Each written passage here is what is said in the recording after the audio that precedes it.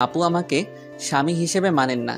যাই হোক, চাচাদের বাড়ি যেতে ৪৫ মিনিটের মতো লাগে। এসব ভাবতে ভাবতে কখন যে শ্বশুরবাড়ি পৌঁছে গেলাম, মানে চাচাদের বাড়ি। বারবার শুধু শ্বশুরবাড়ি মনে হয়।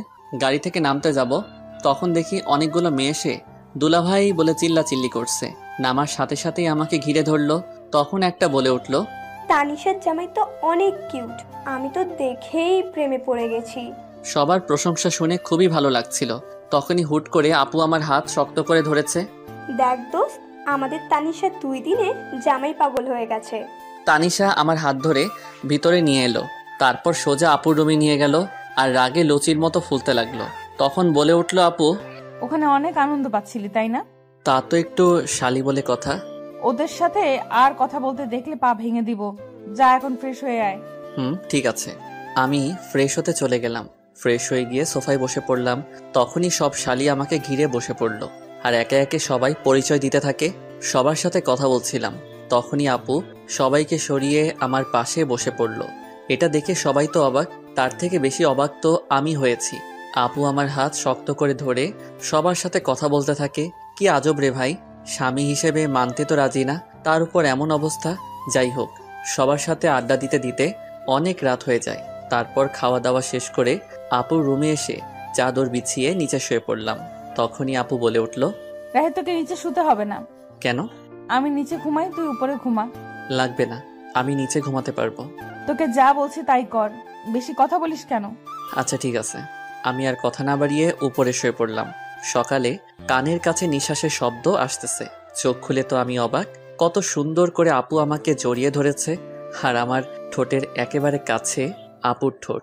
এসব দেখে আমি আর নিজেকে কন্ট্রোল করতে পারছিলাম না, তাই আপুর ঠোঁট আমার ঠোঁট এক করে দিলাম।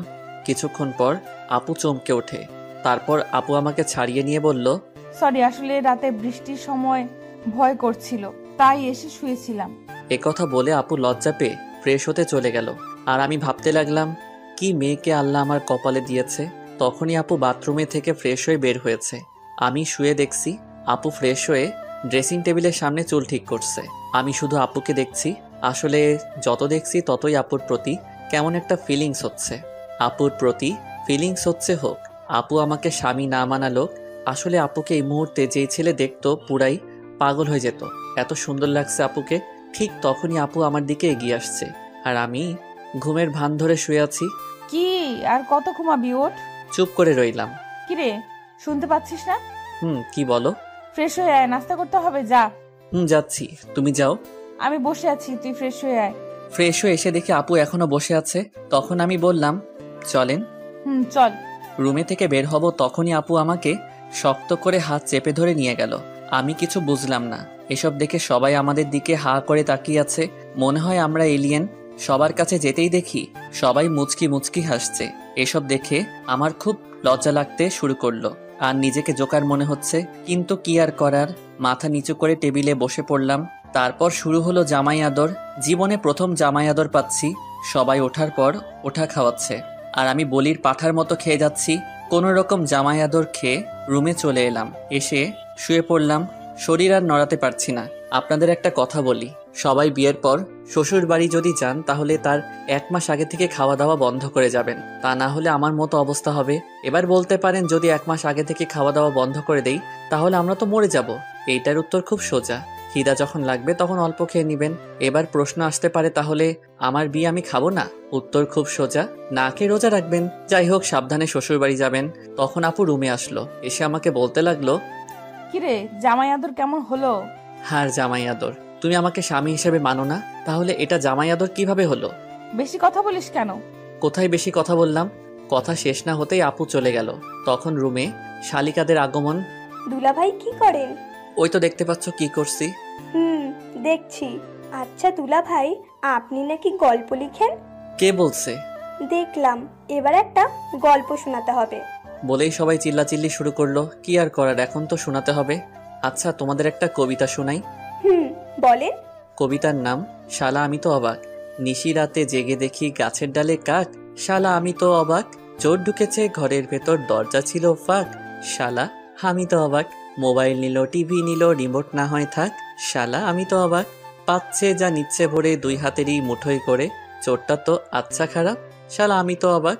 সব মালামাল বস্তা ভরে চোর পালালো, চুরি করে চারটা চলে যাক। শালা আমি তো অবাক। মধ্যরাতে অন্ধকারে কুত্তা ডাকে জোরে জোরে, শিয়ালরা দেয় হাঁক। শালা আমি তো অবাক। ভয়ে শরীর শিউরে ওঠে, না জানি আজ কি যে ঘটে। আবার ডাকে কাক। শালা আমি তো অবাক। হয়নি রাতে তেমন কিছু, কোনো ভূতি নেয়নি পিছু, বেঁচে গেছি যাক। শালা আমি তো অবাক। সকালে দেখি পুরো পাড়া চিল্লাচিল্লি করছে তারা, চোরটা নাকি পড়ছে ধরা, চোরের মাথায় টাক। শালা এবার তো আমি পুরাই অবাক। এটা শুনে সবাই হাসতে হাসতে মরে যাওয়ার মতো অবস্থা। এভাবে দেখতে দেখতে কেটে গেল 2 দিন। আজ আমরা বাড়ি ফিরলাম। কথায় বলে না, হাসির পর কান্না আসে, তেমনি শুরু হলো আমাদের সংসারে টানাটানি। দোকান নেই, আব্বু কোনো কাজ করে না, এমনি আমিও কাজ করি না। বলে না, বসে বসে খেলে রাজার রাজত্ব শেষ হয়ে যায়, তেমনি আমাদের জমানো টাকাও শেষ হতে শুরু করলো। সংসারে অনেক টানাটানি, এসব আর ভালো লাগছে না।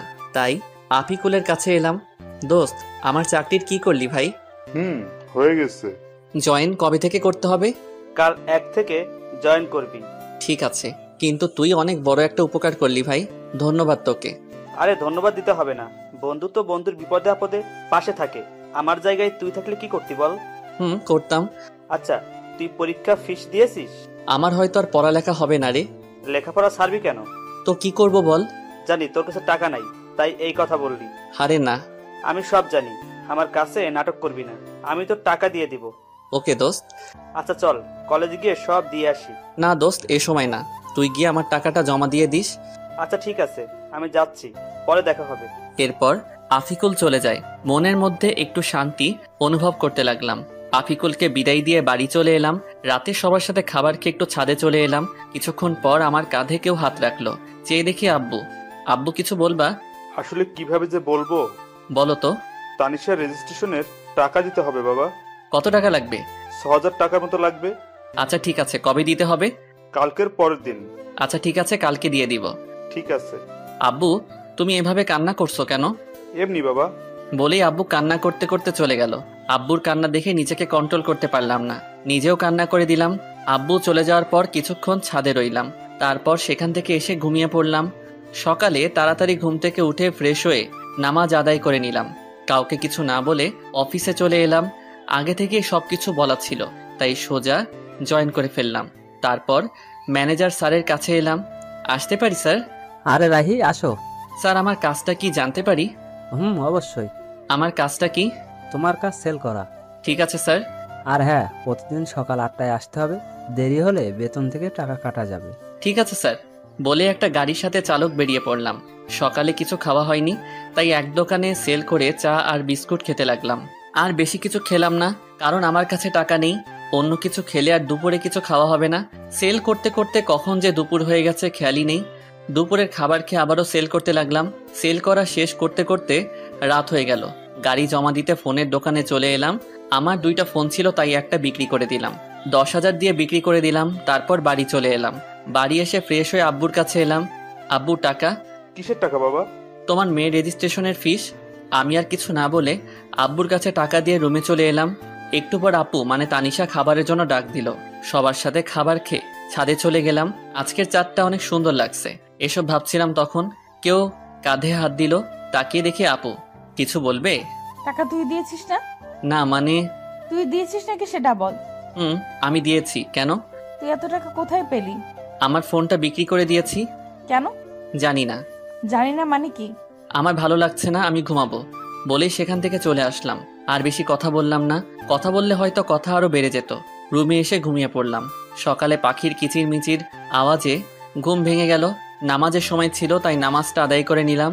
সকালে সবার সাথে নাস্তা করতে বসে পড়লাম।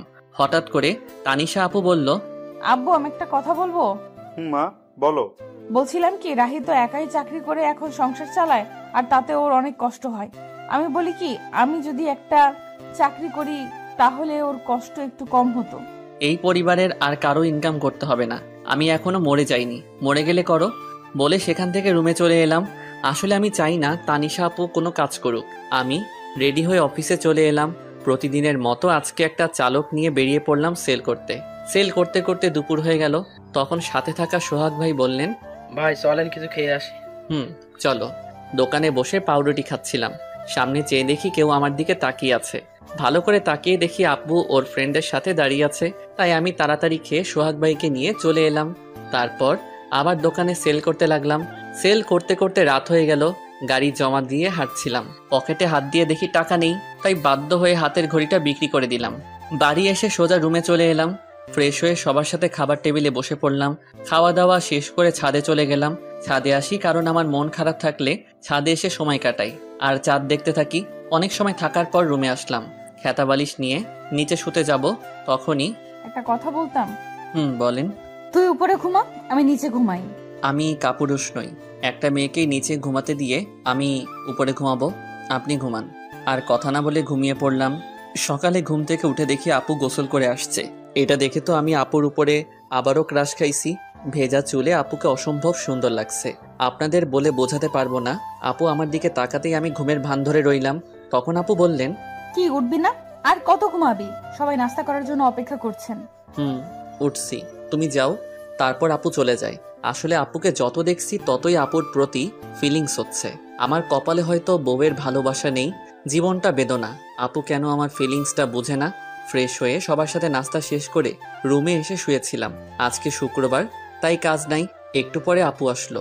ওকে দেখে কেমন যেন লাগলো, মনে হয় অস্বস্তিতে আছেন। আপনার কি কিছু হয়েছে? কই না তো। সত্যি বলছেন তো? মিথ্যা বলছেন না তো? মিথ্যা বলতে যাব কেন? আচ্ছা ঠিক আছে। আচ্ছা একটা কথা বলি। বলেন। আমাকে কিছু টাকা দিতে পারবি? কত টাকা? 200 টাকা। ওই দিন হাতঘড়ি বিক্রি করে যা পেয়েছিলাম ওই টাকা আপুকে দিয়ে দিলাম। আজকে ছুটি, তাই একটু ঘুম দিলাম। বিকেলে একটু ঘুরতে বের হলাম বন্ধুদের সাথে আড্ডা দিতে। মাগরিবের আজান হয়ে গেল, তাই নামাজটা আদায় করে রুমে চলে এলাম। রুমে আসতেই দেখলাম আপু বাথরুম থেকে বের হচ্ছে। আপুকে দেখে একটু সন্দেহ হচ্ছে। আজ এমন তো আগে কখনো মনে হয়নি। এতক্ষণ কোথায় ছিলি? এই একটু বাইরে ঘুরছিলাম। আমাকে নিয়ে গেলি না কেন? আপনাকে নিয়ে যাব কেন? কেন আমি যেতে পারি না বুঝি? না, আমার সাথে যেতে পারেন না। আমাকে তো স্বামী হিসেবে মানেন না। তোর সাথে ঘুরতে না যাওয়ার কি আছে? ওকে সামনের ছুটির দিন নিয়ে যাব। লাগবে না, আমি তোর সাথে যাব না। ওকে না গেলে আমার কি আর কত আছে যাওয়ার জন্য? ওই কি বললি? কই কিছু না। আমি যাব। এখন না বললেন যাবেন না? এখন যাব, তোর কোনো সমস্যা? না, সমস্যা নেই। তারপর রাতে খাবার খেয়ে ঘুমিয়ে পড়লাম। পরের দিন ভোর সকালে ঘুম ভাঙলো। ঘুম থেকে উঠে নামাজ আদায় করে নিলাম।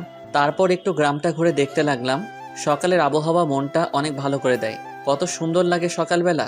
কিছুক্ষণ গ্রামটা ঘোরাঘুরি করে রুমে চলে এলাম। এসে দেখি আপু এখনো ঘুমিয়ে আছে।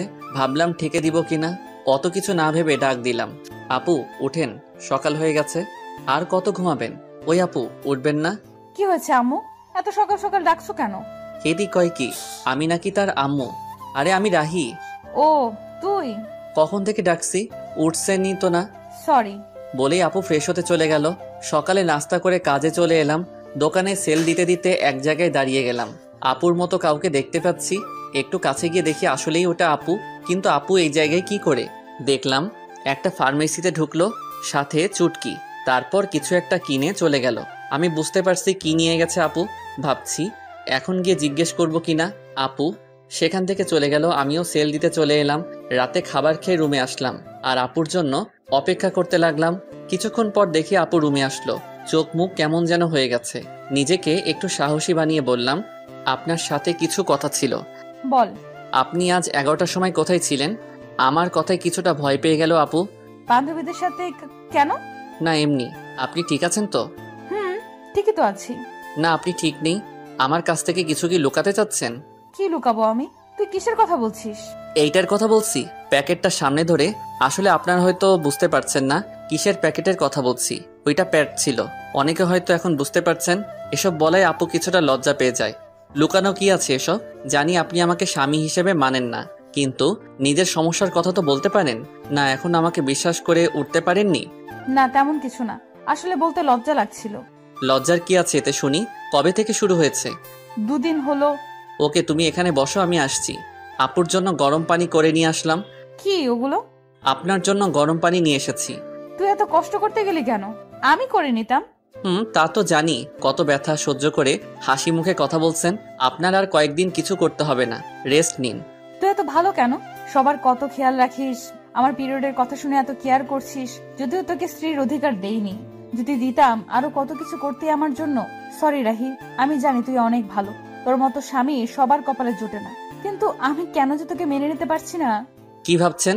কিছু না, তুই ঘুমিয়ে পড়। না, যদি আপনার কিছু লাগে। লাগবে না, দরকার হলে তোকে ডাক দিব। ওকে। তারপর আমি ঘুমিয়ে পড়লাম। পরের দিন আর কাজে যাইনি। আপুর শরীরটা খারাপ হয়ে পড়ছিল, তাই সারাদিন আপুর পাশে ছিলাম। যখন যেটা লাগে সব করলাম। ইস, যদি আমাকে স্বামী হিসেবে মেনে নিত তাহলে এই মুহূর্ত আরো কত সুন্দর হতো। আমার কপালটাই খারাপ। আচ্ছা, ও কি বুঝে না আমি ওকে কতটা ভালোবেসে ফেলেছি? এক মুহূর্ত ভালো লাগে না আপুকে ছাড়া। রাতে আবার আপুর জন্য গরম পানি করলাম, তারপর ওষুধ খাইয়ে দিয়ে ঘুম পাড়িয়ে দিলাম। আমিও ঘুমাতে আসলাম। রাহি, বলেন। তোকে একটা কথা বলার ছিল। কি? আমি প্রথম দিন তোকে একটা কথা বলেছিলাম, আমি তোকে স্বামী হিসেবে মানতে পারবো না। কিন্তু এতদিন তোকে কাছে থেকে দেখেছি, তোর কেয়ার গুলো দেখে সত্যি আমি তোকে অনেক ভালোবেসে ফেলেছি। প্লিজ তুই আমাকে তোর স্ত্রী হিসেবে গ্রহণ কর। আমিও তো আপনাকে প্রথম দিন থেকেই ভালোবেসে ফেলেছি। কি এতদিন বলিসনি কেন? আমি কি জানতাম আপনিও আমাকে ভালোবাসেন? এখন তো জানলি। এখনো কি আপনি বলবি? আচ্ছা ঠিক আছে, তুমি করে বলবো। ও, ওদিকে আসছিস কেন? আপনিটাকে তুমি করতে হবে তো। আপুর এমন কথা শুনে আমার তো খুশিতে হিরো আলমের গান লাগাই নাচতে ইচ্ছে করতেছে।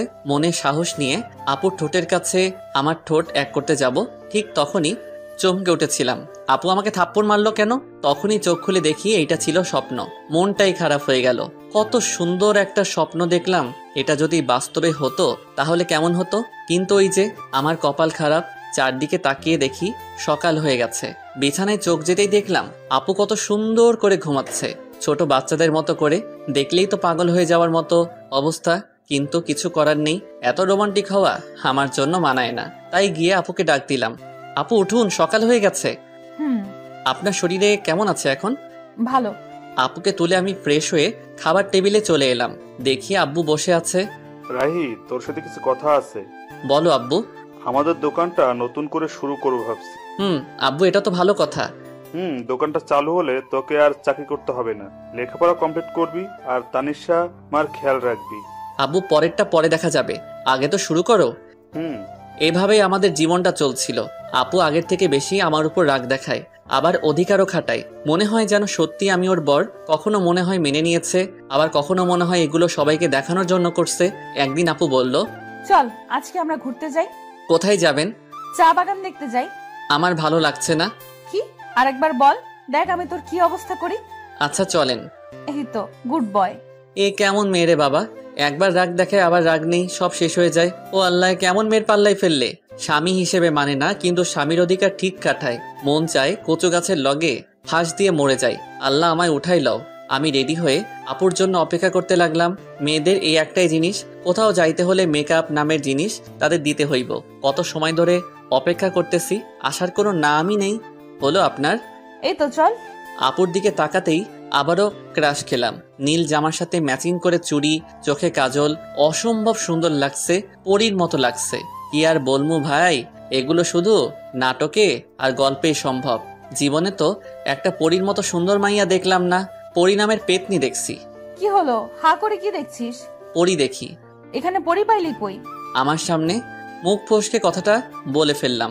আমার কথা শুনে আপু কিছুটা লজ্জা পেয়ে যায়। আর পরী দেখতে হবে না, চল। চলেন। তারপর আমি গিয়ে আমার বাইকটা বের করলাম। আপু এসে দাঁড়িয়ে আছে। উঠবেন না? উঠছি তো। বলেই আপু বাইকে উঠে আমার কাঁধে হাত রাখলো। কাঁধে হাত দিতেই অন্যরকম অনুভূতি হচ্ছিল। এই প্রথম বাইকে কোনো মেয়েকে নিয়ে উঠলাম। চাচাতো বউকে নিয়ে বাইক চালাচ্ছি, খুব ফিলিংস হচ্ছে। এই ফিলিংসটা আপনাদের বলে বোঝাতে পারবো না। তারপর বাইকটা স্টার্ট করে চালাতে শুরু করলাম। কিছুক্ষণ পর বাইকের স্পিডটা একটু বাড়িয়ে দিতেই আপু আমাকে শক্ত করে জড়িয়ে ধরে। এতক্ষণ এটাই তো চাইছিলাম, নরম শরীরের স্পর্শ, খুব ভালো লাগছিল। কিছুক্ষণ পর আমরা শ্রীমঙ্গল বদ্ধভূমি 71 চলে আসলাম, চায়ের রাজধানী শ্রীমঙ্গল। আমরা বাইক থেকে নামতেই আপু আমার হাত শক্ত করে জড়িয়ে হাঁটতে লাগলো। খুব ভালো লাগছিল তখন। আপু নীরবতা ভেঙে বলল, রাহি। বলেন। সরি। সরি মানে কেন? আমি তোকে মন থেকে স্বামী হিসেবে মানি না, কিন্তু সব সময় তোর উপর অধিকার দেখাই। না ঠিক আছে, আমি কিছু মনে করি না, সব আমার কপালের দোষ। এমন করে বলছিস কেন? কেমন করে বললাম আবার? কিছু না। কিছুক্ষণ আপুর কিছু পিক তুলে দিয়ে আমি বললাম, কিছু খাবেন? আইসক্রিম নিয়ে আয়। আমি তো জানি মেয়েরা ফুচকা পাগলি হয়, কিন্তু আপনি আইসক্রিম পাগলি কেন?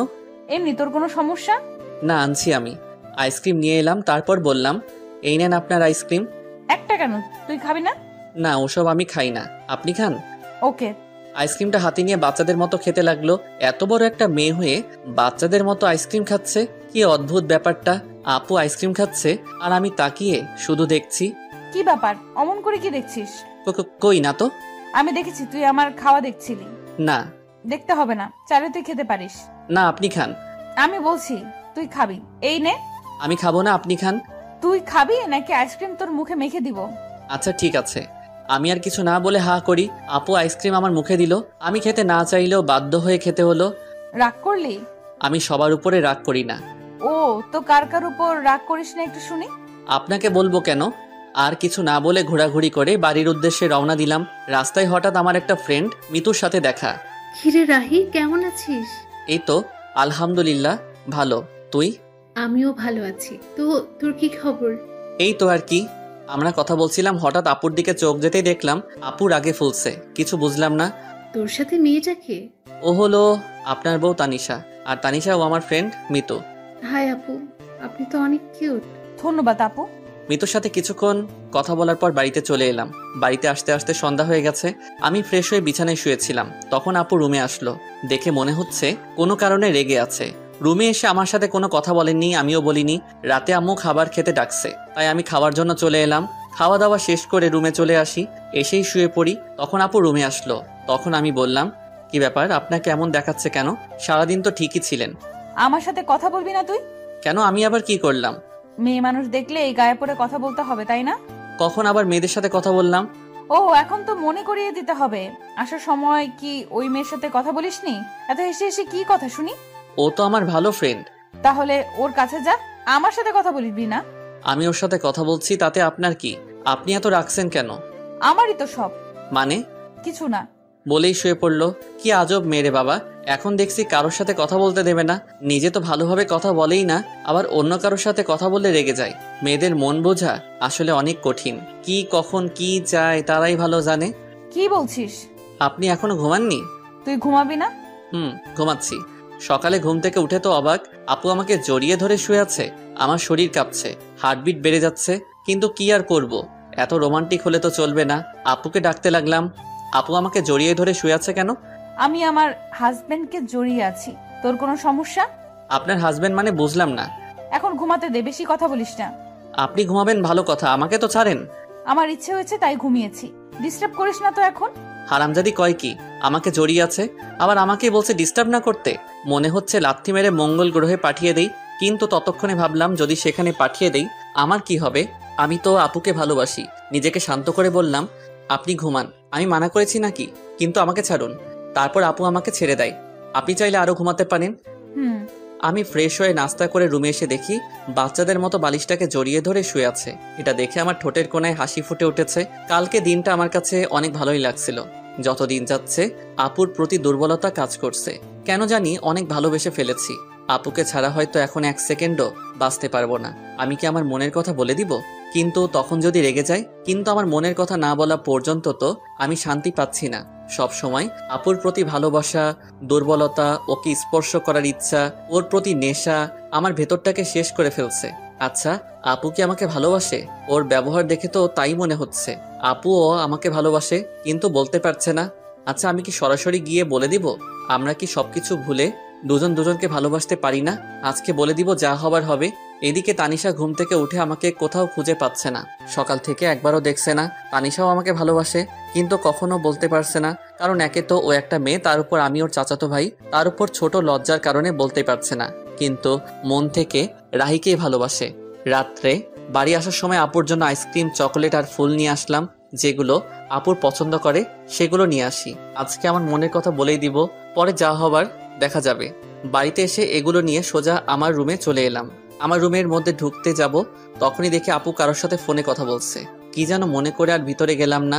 দরজার ওপাশে দাঁড়িয়ে শুনতে লাগলাম, হ্যাঁ আমি সত্যি ওকে ভালোবাসি আর ওর সাথে সারা জীবন থাকতে চাই। কিন্তু এই ঝামেলাটা থেকে আগে বের হই, তারপর আব্বু আম্মুকে সব বলে আমরা দুজন হানিমুনে যাব। তাদের কথা শুনে আমি তো অনেক বড় একটা ধাক্কা খাই। তার মানে আপু অন্য কাউকে ভালোবাসে। মুহূর্তের মধ্যে আমার সব আশা ভরসা সব নষ্ট হয়ে যায়। আমি কখনো ভাবতে পারিনি আমি ওর কাছে এত বড় একটা সমস্যা। আমি ফুলগুলো ফেলে দিয়ে আইসক্রিম আর চকলেট চুটকিকে দিয়ে দিলাম। না নয়, আমি ওকে মুক্ত করে দিব। আমি তাদের মাঝে ঝামেলা হয়ে থাকতে চাই না, তাই অনেক কিছু ভেবে সিদ্ধান্ত নিলাম আমি ওকে ডিভোর্স দিয়ে দিব। ও যদি অন্য কাউকে নিয়ে সুখে থাকতে চায় আমি বাধা দিব না। আমি রুমে ঢুকতেই আপু ফোন রেখে দেয়।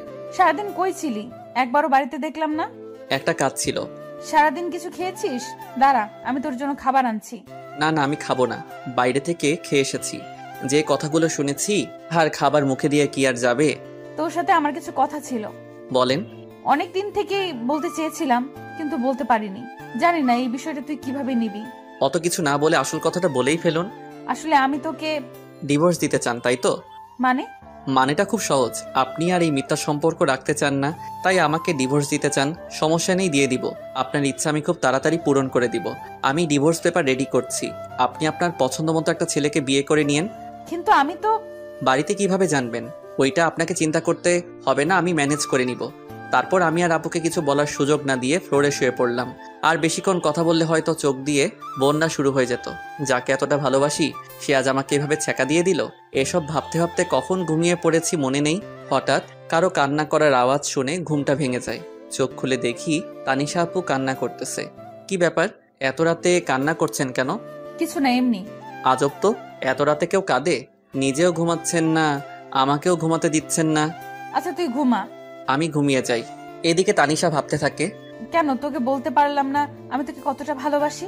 আমাকে একবার বলার সুযোগ না দিয়ে তুই সব বলে গেলি। আমি নাকি ডিভোর্স চাই? কিভাবে ভাবছিস এইসব? ওকে, তুই যদি আমাকে ডিভোর্স দিয়ে ভালো থাকিস তাহলে চলে যাব তোর জীবন থেকে অনেক দূরে। তাছাড়া তোকে বিয়ে করে তোর জীবনটা আমি নষ্ট করে দিয়েছি, পারলে ক্ষমা করে দিস। পরের দিন আমি উকিলের সাথে যোগাযোগ করে ডিভোর্সের অ্যাপ্লাই করে আসলাম। আমাদের 6 মাসের ডেট দিয়েছেন। সেখান থেকে আফিকুলের সাথে দেখা করলাম। দোস্ত, আমার সব শেষ। কেন, তোর আবার কি হলো? আর কাঁদছিস কেন? তানিশা আমার কাছে থেকে ডিভোর্স চাই। কি বলছিস এসব তুই? হ্যাঁ, আমি সত্যি বলছি। তাহলে কি করবি এখন তুই? আমার সাথে চল। কোথায়? চল না। আমি আর আফিকুল একটা বারে আসলাম। এখানে আনলি কেন? ড্রিঙ্কস করবো তাই। তুই কি ড্রিঙ্কস করিস? হুম। কিন্তু তুই তো আজ পর্যন্ত একটা সিগারেটও মুখে নিয়ে দেখিস নাই। আজকের মতো তো আর কখনো কষ্ট পাই নাই। তারপর আমরা দুজনই ড্রিঙ্কস করি। আমি একটু বেশি খেয়েছি, যার কারণে নিজেকে কন্ট্রোল করতে পারছি না। তাই আফিকুল আমাকে বাড়িতে নিয়ে আসে। বাড়িতে দরজায় নক করতে তানিশা দরজা খুলে দেয়। ভাবি, আসলে আজকে রাহি একটু ড্রিঙ্ক করে ফেলেছে। আচ্ছা ঠিক আছে, আপনি ওকে ভেতরে নিয়ে আসুন। তারপর আফিকুল আমাকে রুমে রেখে চলে যায়। একটু পরে আপু আসলো। তুই ড্রিঙ্কস করেছিস? হ্যাঁ, করেছি। তোর কোনো সমস্যা? তুই তো আগে এমন ছিলি না। সবসময় কি একরকম থাকতে হবে? এই বলে আমি তানিশার দিকে এগোচ্ছি আর তানিশা পিছনে যাচ্ছে। এদিকে আসছিস কেন? আমার ইচ্ছে হয়েছে, আমি আমার বউকে আদর করব, যা ইচ্ছা তাই করবো। আপনার কোনো সমস্যা? আমি তোকে আগেই বলেছিলাম। পুরো কথা শেষ হওয়ার আগে আমি ওকে ধরে ফেলি। কি করছিস? ছাড় আমাকে। আজকে আমার বউয়ের অধিকার নিয়েই ছাড়বো। এই বলে তানিশার কাছে যেতেই ধাক্কা মেরে বিছানায় ফেলে দিল। এত জোরে ধাক্কা দেয় যে আমি আর উঠতেই পারি না। একে তো নেশা করা অবস্থায় কখন যে ওখানেই ঘুমিয়ে পড়ি নিজেই জানি না। সকালে উঠে দেখি আজকে আমার আগে আপু উঠেছে। তাতে আমার কি, আমি আর ওকে নিয়ে ভাবতে চাই না। ফ্রেশ হয়ে নিচে আসলাম, কিন্তু তানিশাকে কোথাও দেখতে পাচ্ছি না। কি ব্যাপার, গেল কই? তারপর কিচেনে গেলাম, গিয়ে দেখি আম্মু আছে, তানিশা নেই। আম্মু, তানিশা কোথায়? ও তাসনিয়া রুমে আছে। আচ্ছা। তারপর তাসনিয়ার রুমে গেলাম, গিয়ে দেখি দুজনে বসে কি যেন বলছে। আমাকে দেখে তাসনিয়া বলতে লাগলো, ভাইয়া কেমন আছিস? ভালো, তুই? আমিও ভালো। ভাবিকে ডাকতে এসেছিস? না, এমনিতেই তোকে দেখতে এসেছিলাম। হ্যাঁ, আগে তো এত ভালো ছিলি না, এখন কি ব্যাপার? ভাবি যাও, ভাইয়া তোমাকে দেখতে না পেয়ে মনটাকে সান্ত্বনা দিতে পারছে না। তুই কিন্তু একটু বেশি পেকেছিস। দেখছো ভাবি, তোমার সামনে ভাইয়া আমাকে বকা দিচ্ছে। এতক্ষণ চুপ ছিল, এবার বলল, ওকে আর জ্বালাতে হবে না, চলো। তারপর আমি আর আপু চলে আসলাম। পিছনে ফিরে দেখলাম হারামিটা মিটমিট করে হাসছে। কিছু বলবি? আসলে কালকে রাতের জন্য সরি। আপু মাথা নিচু করে আছে। আসলে কালকে রাতে মনে হয় একটু বেশি করে ফেলেছি। আমি কখনো ভাবিনি এমনটা হবে। প্লিজ মাফ করে দিয়েন। আচ্ছা ঠিক আছে, তখন তুই হুঁশে ছিলি না, কিন্তু তুই ড্রিঙ্কস কেন করেছিস? এমনি, বাদ দেন। বলে চলে আসতে চাইছিলাম, এমনই সময় আপু আমার হাত টেনে ধরে। আপুর হাতের ছোঁয়ায় কেমন যেন বুকের মধ্যে ইলেকট্রিক শক লাগলো। আমাকে ইগনোর করছিস কেন? কই না তো। তাহলে বললি না কেন? এমনি ভালো লাগছে না। ও আচ্ছা, বলতে হবে না। তারপর আপু চলে যায়। সারাদিন আর একবারও কথা বলেনি। তাতে আমার কি, দুজনে দূরে দূরে থাকাই ভালো। কিছুদিন পর আবার শরীরটা অনেক খারাপ হয়ে যায়। এই কয়দিনে তানিশার সাথে দরকার ছাড়া কোনো কথা হয় নাই। তানিশাও দরকার ছাড়া কথা বলেনি। দেখি, সোজা হয়ে শো, আমি তোকে জলপট্টি দিচ্ছি। লাগবে না আমার, আমি ঠিক আছি। লাগবে না মানে? জ্বর তো এখনো কমেনি। তো কি হয়েছে, মরেই তো যাব, তার থেকে তো বেশি কিছু না। এত বেশি কেন বুঝিস সব সময়? আমি বেশি বুঝি তাতে আপনার কি? আজব তো, এরকম করছিস কেন তুই আমার সাথে? কি করছি? কিছু না, এখন চুপ করে থাক। কিছু আর বললাম না, জানি আরো কিছু বললে হয়তো কষ্ট পাবে, আর কিছু শুনবেও না, তাই শুয়ে থাকলাম। আপু আমাকে জলপট্টি দিয়ে দিল। যতদিন পর্যন্ত সুস্থ হয়নি আমার পাশে থেকেছে, কিন্তু একবারও ভালোভাবে কথা বলেনি। এত যত্ন করিস কিন্তু ভালোবাসি কথাটা বললেও কি হয়? নিজেও কষ্ট পাবে, আমাকেও কষ্ট দিবে। ফাজিল একটা মাইয়া। কিছুদিন পর বলে ও নাকি তাদের বাড়িতে যাবে। কাল আমাকে আমাদের বাড়িতে নিয়ে যাবি? কি ব্যাপার, আগে তো বললে না না করতো, আজ বলতেই রাজি হয়ে গেল।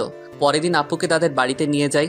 আপুকে রেখে আসতে যাব তখন, বাবা আজকে দিনটা থেকে যা, এখনই আসলি আবার চলে যাবি? শাশুড়ি মা কথাটা বললেন। না মা, আমার কাজ আছে, ও থাকুক যতদিন থাকার, আমি পরে এসে নিয়ে যাব। আচ্ছা। তানিশার কাছে ওর মা গিয়ে বলল, কি ব্যাপার তানিশা, রাহির সাথে কি তোর কিছু হয়েছে? ও এমন ভাবে চলে গেল কেন? তানিশা কিছু না বলে ওর মাকে জড়িয়ে ধরে কেঁদে দেয়। কি হলো, কাঁদছিস কেন? কি হয়েছে পাগলি মেয়ে, এভাবে কাঁদছিস কেন? রাহি কি তোকে কিছু বলেছে? আম্মু, আমি রাহিকে ভালোবেসে ফেলেছি, কিন্তু বলতে পারছি না। ও অন্য কিছু ভেবে আমার উপর রেগে আছে। তারপর ওর মাকে সব খুলে বলে। আমি রাহির সাথে কথা বলে দেখছি। না আম্মু, তোমাকে বলতে হবে না। তুই তো বলতে পারবি না, পাগলি একটা। আমি বলছি। না, আমিই বলবো, তারপর যা হবার হবে। ওকে, তাহলে এবার কান্না থামা, পাগলি একটা। এদিকে আমি বাড়িতে এসে কিছু ভালো লাগে না, মনটা শুধু হাহাকার করছে, কি যেন নেই মনে হচ্ছে। আপুকে ওখানে রেখে এসে তো এখন রুমটা ফাঁকা ফাঁকা মনে হচ্ছে। ওকে কি নিয়ে আসবো? কিন্তু এত রাতে কিভাবে যাব? কাল সকালে গিয়ে নিয়ে আসবো, তা না হলে ওকে দেখতে না পেয়ে মরেই যাব। এদিকে রাতটা যেন কাটতেই চাচ্ছে না, এপাশ ওপাশ করছি। এদিকে তানিশাও অস্থির অস্থির লাগছে, কেন যেন রাহিকে ছাড়া ভালো লাগছে না। অনেক কষ্টের পর সকাল হলো, আমি রেডি হয়ে বেরিয়ে পড়বো। তখনই, এত তাড়াহুড়ো করে কোথায় যাচ্ছিস? একটা কাজে। তোর আবার কিসের কাজ?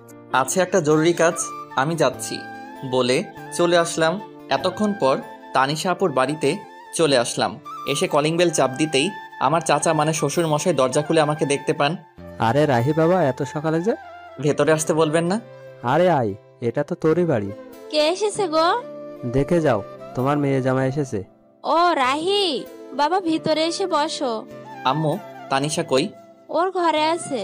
আচ্ছা। আমি আর এক মুহূর্তে এখানে না দাঁড়িয়ে আপুর রুমে চলে এলাম। এসে দেখি মহারানী মন খারাপ করে শুয়ে আছে। আমি একটু আওয়াজ করলাম, দেখলাম কোনো সারা শব্দ নেই। আপনার কি মন খারাপ? দেখি আমার কথা শুনে আমার দিকে তাকালো, কিন্তু ওকে দেখে মনটা খারাপ হয়ে গেল। মহারানী শুয়ে শুয়ে কান্না করছিল। তুই এখানে এসেছিস কেন? কেন, আমার শ্বশুর বাড়িকে আমি আসতে পারি না? না, আসবি না, চলে যা এখান থেকে। কিন্তু আমি তো চলে যেতে আসিনি, আমি তো আপনাকে সাথে করে নিয়ে যেতে এসেছি। আমি কেন তোর সাথে যাব? আমি নিয়ে যাব তাই।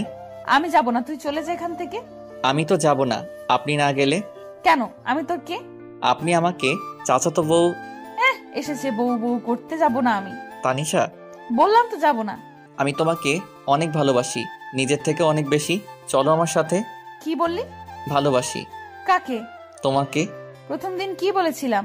আমি এত কিছু জানি না, আমি জানি তুমিও আমাকে ভালোবাসো। আমার ভেবে দেখতে হবে। আচ্ছা, কিন্তু বাড়িতে চলো আমার সাথে প্লিজ। কিন্তু আব্বু তো আজকে যেতে দিবে না।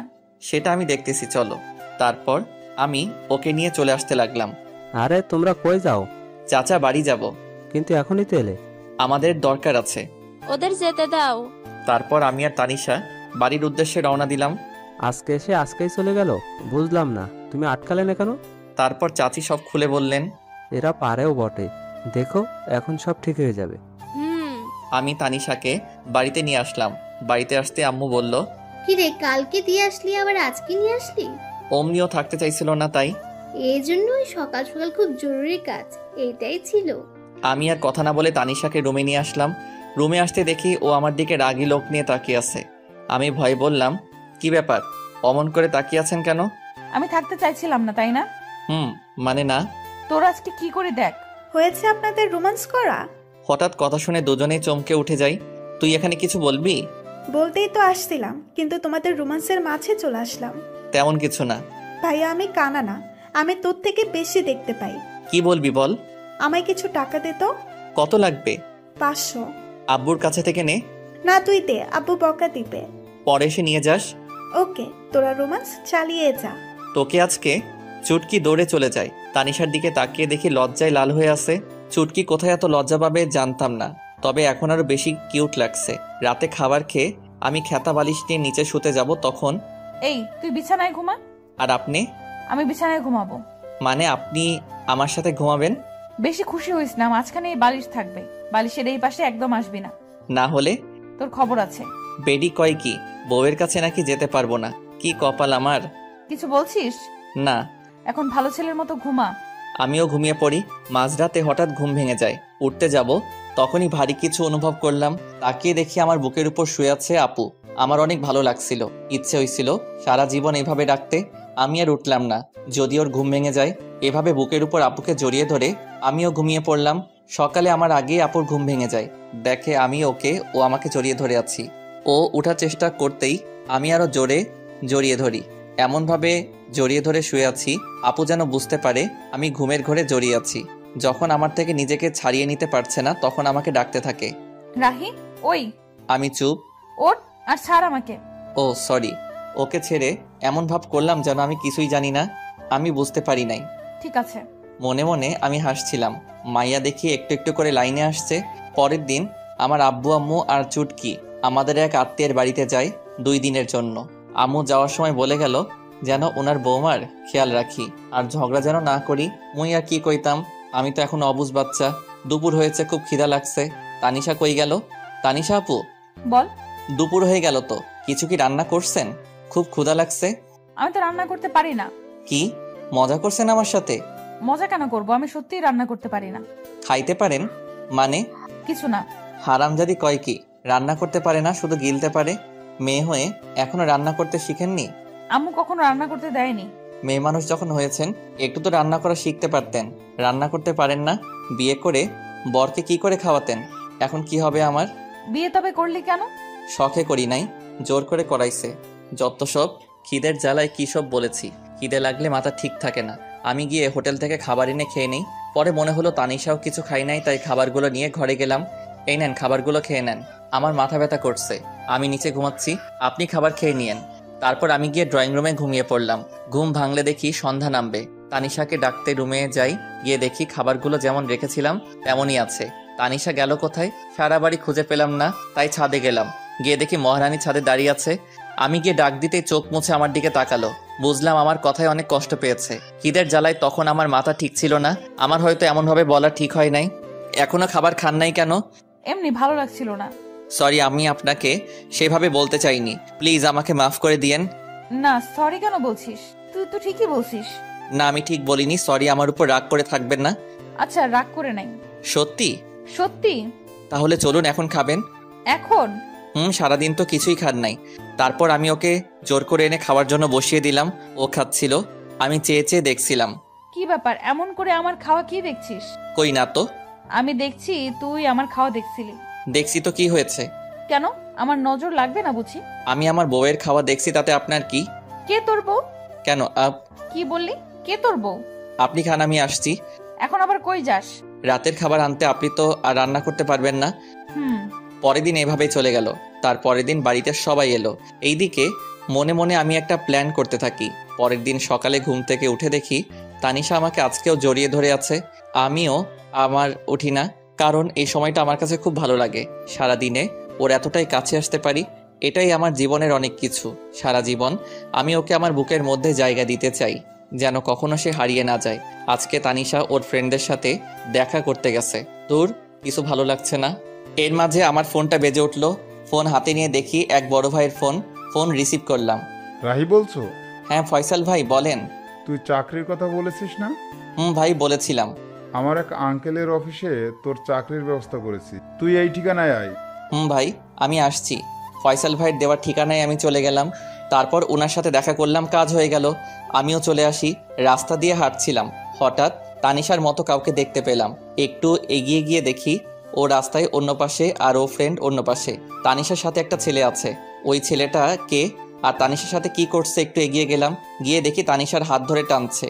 এটা দেখে তো আমার মাথায় গরম হয়ে গেছে। তানিশার হাত ধরে টানছে আর কি যেন বলেছে। তানিশা, আমি তোকে অনেক ভালোবাসতাম। কি করলি তুই এটা? দেখ ইমন, আমার হাত ছাড়। আমি তোকে আমার ভালো একটা ফ্রেন্ড ভাবতাম, আর কিছু না। আর আমার বিয়ে হয়ে গেছে, তুই তো জানিসই সব। কি আছে ওই রাহির মধ্যে যা আমার মাঝে নাই? সেটা তুই নিজেকে জিজ্ঞেস কর। হাত ছাড় আমার। ঠিক আছে, এক রাতের জন্য হলেও তো তুই আমার হবি। বিশ্বাস কর, তোকে এক রাত নিজের করে পাওয়ার জন্য অনেক অপেক্ষা করেছি আমি। এমনিতেই মাথাটা গরম ছিল, তার উপর এমন কথা শুনে নিজেকে আর কন্ট্রোল করতে পারলাম না। সোজা গিয়ে ছেলেটার মুখে একটা ঘুষি দিলাম। এতে ছেলেটা কিছুটা দূরে সরে গেল। আমাকে দেখে আপু অবাক হয়ে তাকিয়ে আছে। তারপর আমি ছেলেটাকে ইচ্ছে মতো মারলাম। তানিশা আমাকে আটকাতে চেষ্টা করছে। আমি ছুটে গিয়ে তাকে অনেক মেরেছি। আমার তানিশাকে স্পর্শ করেছে, আজকে মেরেই ফেলবো। এমন সময় আশেপাশে মানুষ জড়ো হয়ে যায়। আমি তানিশার হাত ধরে বাড়িতে নিয়ে আসি। তানিশার উপর প্রচুর রাগ হচ্ছে, কিন্তু কিছু বললাম না। তানিশাও বুঝতে পারছে আমি অনেক রেগে, আমি তাই আর কিছু বললাম না। রাতে আম্মু খাবার খাওয়ার জন্য ডাকছে, আমি খাবো না বলে দিছি। তানিশাও একবার ডাকলো খাবার জন্য, আমি না করে দিছি। তুই কি আমার উপর রাগ করে আছিস? বল না, আমি তোকে কিছু জিজ্ঞেস করেছি। কি জানতে চান? আমি রেগে আছি কিনা? হ্যাঁ, আমি রেগেই আছি। আমার বউয়ের হাত ধরে টানাটানি করবে, আজে বাজে কথা বলবে, রাগ হবে না তো কি হবে? কেন গিয়েছিলে তাদের সাথে দেখা করতে? সরি, আমার ভুল হয়ে গেছে, রাগ করিস না। আমি জানতাম না এমন হবে। আপনি আরো অনেক কিছু জানেন না। কি? কিছু না। তাহলে রেগে থাকিস না প্লিজ, আমার দিকে তাকিয়ে একটু হাসি দে। আমি আর কি রাগ করে থাকবো? ওর মায়াবী চেহারা দেখলেই সবকিছু ভুলে যাই। ভালোবাসা মানুষের উপর, আর যাই হোক রাগ করে থাকা যায় না। তারপর একটা হাসি দিলাম। এই তো গুড বয়। অনেকদিন ফেসবুকে ঢোকা হয় না, তাই একটু ফেসবুকে ঢুকলাম। সময় কাটছিল না, তাই ভাবলাম 3-4টা মেয়ের সাথে চ্যাটিং করলে 2-3 ঘন্টা এমনি কেটে যাবে। তাই আমি ফেসবুকে চ্যাটিং করছিলাম। কখন যে আমার পাশে তানিশা এসে বসে আছে আমার খেয়ালই করি নাই। দেখলাম আমার চ্যাটিংও মনোযোগ দিয়ে দেখছে আর রাগে ফুলছে। মনে মনে ভাবলাম আজকে আমাকে কে বাঁচাবে, কিন্তু না, আমার সাথে কিছুই হলো না। আমার বদলে আমার শখের মোবাইলটা শহীদ হইল। আমার হাত থেকে ফোনটা নিয়ে ফ্লোরে আছাড় মারে। এতে করে আমার ফোনের বডি, কলিজা, হার্টবিট সব আলাদা হয়ে যায়। বেচারা আমার জন্য বিনা আন্দোলনে শহীদ হইল। আমার এত শখের মোবাইলটা হারামজাদি ভেঙে ফেললো। পরের দিন আমার অফিসে জয়নিং ডেট ছিল। সকালে ঘুম থেকে উঠে আমি জরুরি কাগজপত্র নিয়ে বেরিয়ে পড়লাম। রাহি, কোথায় যাস? আম্মু আজকে একটা চাকরির ইন্টারভিউ আছে। ওকে, ভালো করে ইন্টারভিউ দিস। ওকে আম্মু। আম্মু কাছ থেকে বিদায় নিয়ে অফিসে এসে বসে আছি। এক পিয়ন এসে আমাকে ডাক দিল। মিস্টার রাহি, স্যার আপনাকে ভেতরে ডাকছেন। আমি ভিতরে যাই। May I come in sir? Yes come in. তুমি রাহি তাই না? জি স্যার। কাল আমাকে ফয়সাল সব বলেছিল তোমার কথা। তোমার ফাইলগুলো আমাকে দাও। এই নেন। মিস্টার সাব্বির, ওনাকে ওনার কেবিন দেখিয়ে দিন। ওনার পিয়ন কে বললেন? আসুন আমার সাথে। চলুন। উনি আমাকে কেবিন দেখিয়ে চলে গেল। আমি কিছুক্ষণ বসেছিলাম, তারপর স্যার ডাকলো। স্যার, আমার চাকরি হয়ে যাবে তো? আরে তোমার চাকরি তো কালকেই হয়ে গেছে। আমি শুধু তোমার ফাইলগুলো একটু দেখছিলাম। সত্যি স্যার? এবার বলো, তোমার স্যালারি কত দিলে চলবে? আমি কি বলবো স্যার, আপনি বলেন। 30,000 হলে চলবে? আপনি যা ভালো বোঝেন স্যার। ফয়সাল আমার ছেলের মতো, তাই তুমি কোনো চিন্তা করো না। আজ থেকে তুমি এই কোম্পানির ম্যানেজার। ওকে? ধন্যবাদ স্যার। তারপর আমি অফিস থেকে চলে আসি। আজকে আমার অনেক খুশি লাগছে। হঠাৎ মনে পড়লো আজকে তো তানিশার জন্মদিন, ওকে আজকে সারপ্রাইজ দিতে হবে। বাড়ি আসার সময় সব জিনিসপত্র নিয়ে এলাম, আর সবার জন্য মিষ্টিও নিয়ে এলাম। আম্মু দরজা খুলে দিতেই আম্মুকে মিষ্টি খাওয়ালাম। মিষ্টি কি জন্য? আম্মু, আমার নতুন চাকরি হয়ে গেছে। এটা তো খুব ভালো কথা, তোর আব্বু শুনলে অনেক খুশি হবে। আম্মু, চুটকি কই? কি ব্যাপার, আজকে তানিশাকে না খুঁজে তাসনিয়াকে? আম্মু, তুমি না?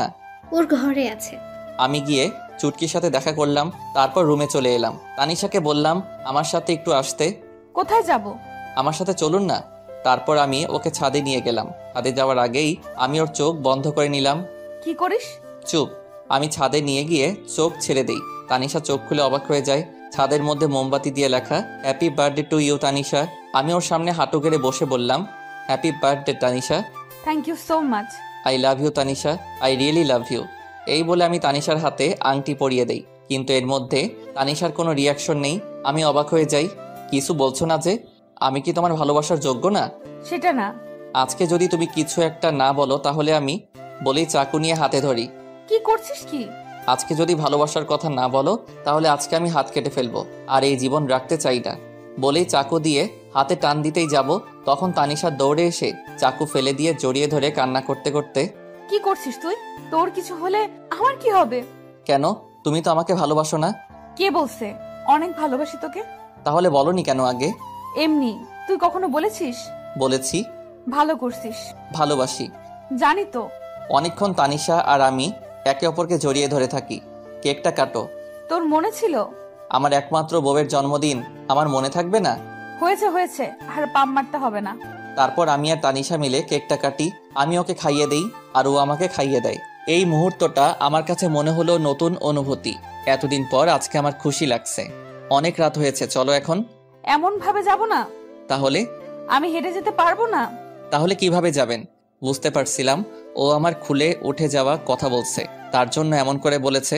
আমি না বোঝার ভান করলাম। সব কথা কি মুখে বলতে হয়? বুঝতে পারছি বলে তানিশাকে খুলে তুলে নিলাম। আমার গলা জড়িয়ে ধরলো। আমি ছাদ থেকে ওকে রুমে নিয়ে আসলাম। রুমে এসে তো তানিশা অবাক হয়ে যায়। রুমটা এত সুন্দর করে কে সাজালো? তানিশার পছন্দ সব ফুল দিয়ে সাজানো। পছন্দ হয়েছে? অনেক। কে করলো এসব? সেটা না হয় পরে জানবে। ওকে। তারপর আমি দরজা লাগিয়ে তানিশাকে বিছানায় ফেলে দেই। আমি তানিশার উপরে উঠে ওকে দেখতে থাকি। তানিশা আমাকে ধাক্কা দেয় কিন্তু লাভ হয় না। আমি ওর কাছে যেতেই তানিশা লজ্জায় চোখ বন্ধ করে নেয়। আমি ওর গোলাপি ঠোঁটে কিস করতেই ও কেঁপে ওঠে। আমি আস্তে আস্তে ওর ঠোঁটে কিস করতে করতে গলায় কিস করি। এরপর তানিশা নিজেই আমার উপর ঠোঁটে কিস করতে শুরু করে। তারপর আমার দুজনেই হারিয়ে যাই ভালোবাসার অতল সাগরে।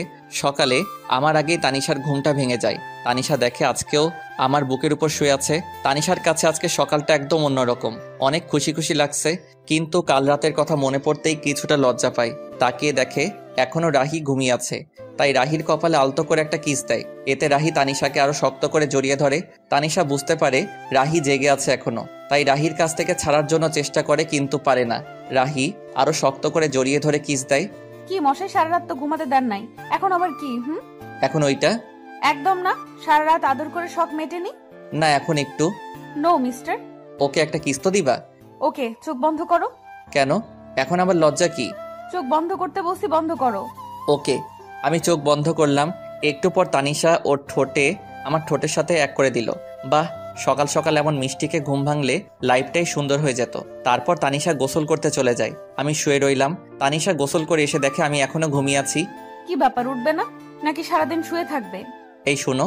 তানিশা চুল মুছতে মুছতে আমার কাছে আসতেই আমি টান দিয়ে আমার কাছে নিয়ে আসি। এতে ওর ভিজা চুল আমার মুখের উপরে পড়ে। চুল থেকে এত সুন্দর সুগন্ধি আসছিল, সেটা মনে হয় সব পারফিউমকে হার মানাবে। তানিশা আমাকে মুখের উপর থেকে চুলগুলো সরিয়ে নেয়। মেজাজটা খারাপ করে দিল। কত সুন্দর লাগছিল, দিল তো 12টা বাজিয়ে। কি হলো এটা? তুমি তো আমাকে তোমার উপর ফেলে দিলে। চুলগুলো কেন সরালে? কত ভালো লাগছিল। আমি জানি না কি। মাথা মোটা। কি বললে? কিছু না। আজকে তোমাকে এত সুন্দর লাগছে কেন? আগে সুন্দর লাগতো না বুঝি? আগে লাগতো, কিন্তু তার থেকে বেশি এখন লাগছে। মন চাচ্ছে সারাদিন আজকে তোমাকে আদর করি। চুপ বদমাইশ। এবার ছাড়ো, অনেক দেরি হয়ে যাচ্ছে, বাইরে যেতে হবে। ওকে। তানিশা চলে যায়। আমিও ঘুম থেকে উঠে ফ্রেশ হতে যাই। তানিশা কিচেনে আম্মুর কাছে গিয়েছে রান্না শিখতে। তুই এখানে কেন এলি? আমাকে তো কোনো কাজই করতে দাও না, তোমার একটু হেল্প করি। কি ব্যাপার, তুমি এইভাবে হাসতেছো কেন? তোকে কাজ করতে হবে না, রাহির কাছে যা। যাচ্ছি, তবে হাসছো কেন বলবে তো? তারপর তানিশা চলে যায় আমার কাছে। কি ব্যাপার ম্যাডাম? আম্মু আমাকে দেখে বারবার এভাবে হাসছে কেন?